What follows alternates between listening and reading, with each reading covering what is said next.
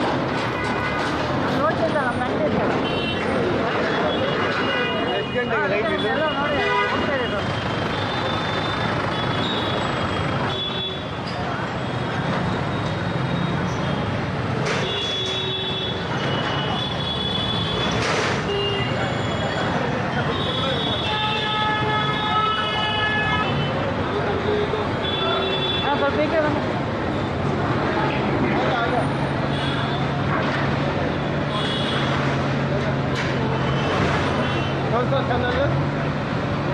हाँ? आप इंडिया में रहते ना? हाँ?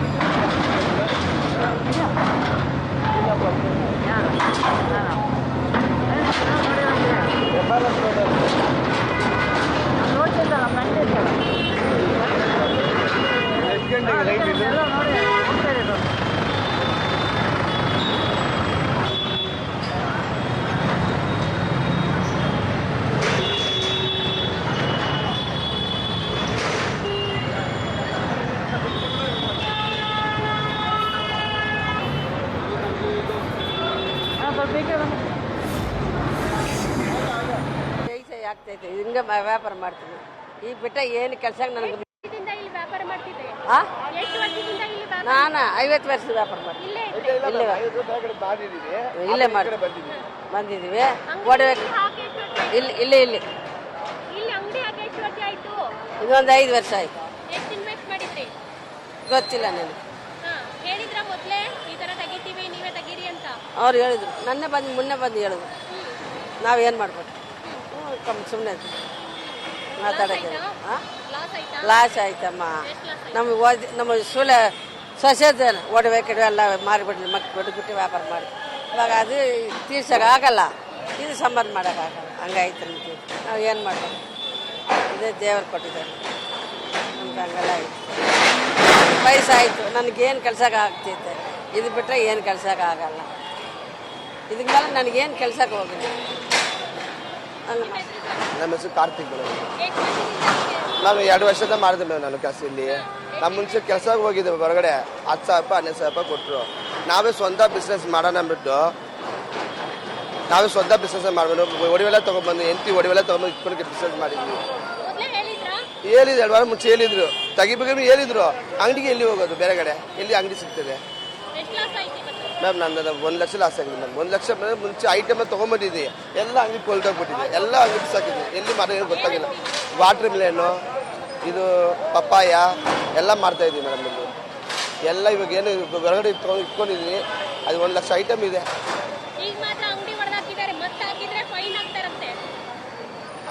ಎಲ್ಲಿ ಏನು ಮಾಡ್ಬೋದು, ಏನು ಮಾಡ್ಬೋದು, ಏನು ಕೆಲಸ ಇಲ್ಲ ಮೇಡಮ್. ಕೆಲಸ ಹೋಗ್ತೀನಿ, 10,000 ರೂಪಾಯಿ 12,000 ರೂಪಾಯಿ ಕೊಡ್ತಾರೆ. ಇವಾಗ ಕೆಲಸನೇ ಸಿಗಲ್ಲ ಮೇಡಮ್. ಏನು ಮಾಡಿ ಕೆಲಸ ಕೊಡೋಕ್ಕಿಲ್ಲ ಅವರೇ. ಗೌರ್ಮೆಂಟಿಗೆ ಒಂದು ಒಳ್ಳೆ ಕೆಲಸ ಹೋಗ್ಬಿಡ್ತೀವಿ. ನಾವು ಫುಟ್ಪಾತ್ ವ್ಯಾಪಾರ ಮಾಡಲ್ಲ. ಮತ್ತೆ ಏನು ಮಾಡೋದು ಗೊತ್ತಾಗ್ತಲ್ಲ ಮ್ಯಾಮ್. ಗೊತ್ತಾಗ್ತದೆ. ಮತ್ತೆ ಏನು ಮಾಡೋದು, ಮತ್ತೆ ಫುಟ್ಪಾತ್ ಕೆಲಸ ವ್ಯಾಪಾರ ಮಾಡ್ತೀವಿ, ಹಾಕ್ತೀವಿ, ಪರವಾಗಿಲ್ಲ. ಜೈಲಲ್ಲಿ ಹಾಕ್ಲಿ ಪರವಾಗಿಲ್ಲ ಬಿಡಿ. ದಂಡ ಹಾಕಲಿಲ್ಲ, ಜೈಲಿಗೆ ಕರ್ಕೊಂಡು ಹೋಗಿ ಊಟ ಹಾಕೊಂಡು ಬಿಡಿ. 3 ಟೈಮ್ ಅಲ್ಲೇ ತಗೊಂಡಿರ್ತೀವಿ. ಹಾಕಿದ್ರೆ ಪರವಾಗಿಲ್ಲ, ಇಲ್ಲ ಜೈಲಿಗೆ ಕರ್ಕೊಂಡು ಹೋಗಿ ಪರವಾಗಿಲ್ಲ. ದಂಡ ದುಡ್ಡು ಇಲ್ಲ ಕೊಡೋಕ್ಕೆ, ನಾನು ಜೈಲಿಗೆ ಹೋಗಿ ಕುತ್ಕೊಳ್ತೀವಿ ಬಿಡಿ. ಚೆನ್ನಾಗಿ 3 ಟೈಮ್ ಊಟ ಹಾಕೊಂಡು ನಾವು ಸ್ವಲ್ಪ ನೋಡಿದ್ರೆ ದುಡಿಮೆ ಇಲ್ಲ, ಅವರೇ ಕೊಡಲಿ 3 ಟೈಮ್ ಊಟ. ನನಗೆ ಅಲ್ಲೇ ಬಂದು ಕುತ್ಕೊಬಿಡ್ತೀವಿ. ಇನ್ನು ಕೆಆರ್ ಮಾರ್ಕೆಟ್ನ ಫ್ಲೈಓವರ್ ಕೆಳಗಡೆ ಆಗ್ತಿರುವಂತಹ ಫುಟ್ಪಾತ್ ಒತ್ತುವರಿ ತೆರವು ಕಾರ್ಯಾಚರಣೆಯ ಬಗ್ಗೆ ಕೇಂದ್ರ ಪಾಲಿಕೆ ಆಯುಕ್ತರಾದಂತಹ ಜಗದೀಶ್ ರವರು ಮಾತನಾಡಿದ್ದಾರೆ. ಏನು ಹೇಳಿದ್ದಾರೆ ಬನ್ನಿ ನೋಡೋಣ. ಇಲ್ಲಿ ನಗರದಲ್ಲಿ ಈಗಾಗಲೇ ಫುಟ್ಪಾತ್ ತೆರವು ಕಾರ್ಯಾಚರಣೆ ನಡೀತಾ ಇದೆ. ಈಗ ಸದ್ಯ ಕೆಆರ್ ಮಾರ್ಕೆಟ್ನಲ್ಲಿ ಫುಟ್ಪಾತ್ನಲ್ಲಿ ಹಾಕಿಕೊಂಡಿರುವಂತಹ ಮಳಿಗೆಗಳ ತೆರವು ಕಾರ್ಯಾಚರಣೆ ಆಗ್ತಿದೆ. ಖುದ್ದು ಘಟನಾ ಸ್ಥಳದಲ್ಲಿ ಇರುವಂತದ್ದು ಕೇಂದ್ರ ಪಾಲಿಕೆ ಆಯುಕ್ತರಾದಂತಹ ಜಗದೀಶ್ ಅವರು, ಅವರನ್ನ ಮಾತಾಡ್ತಾ ಹೋಗೋಣ. ಸರ್, ಕೆಆರ್ ಮಾರ್ಕೆಟ್ ಅಲ್ಲಿ ಫುಟ್ಪಾತ್ ತೆರವು ಕಾರ್ಯಾಚರಣೆಗೆ ಯಾವ ರೀತಿ ತಯಾರಿ ಮಾಡ್ಕೊಂಡಿದ್ದೀರಿ?